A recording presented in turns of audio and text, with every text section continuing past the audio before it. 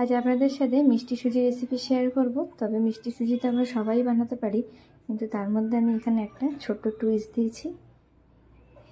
কিছুটা এখানে আমি ঘি দিয়ে দিলাম, তারপর 1 কাপের থেকে একটু কম সুজি দিয়ে দিয়েছি।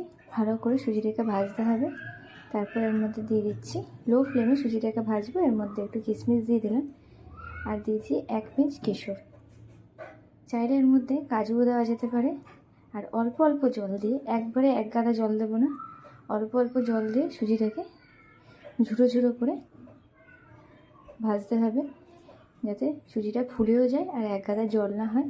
এর মধ্যে দিয়ে দিলাম আমি 1/4 কাপ আনারস। আনারসটা খুবই মিষ্টি, আর সেটা আমি সরু সরু পাতলা পাতলা করে কেটে নিয়েছি। অবশ্যই একবার এভাবেই ট্রাই করবেন, খুব ভালো লাগে খেতে। আর স্বাদ অনুযায়ী যে যেরকম মিষ্টি পছন্দ করবেন সেই অনুযায়ী চিনিটা দিয়ে, এরপর চিনি থেকে যে জলটা ছাড়বে তাতেই কিন্তু সুজিটা আরও ভেজা ভেজা হয়ে যাবে। অবশ্যই এবার এভাবেই ট্রাই করবেন, খুবই ভালো হয় খেতে।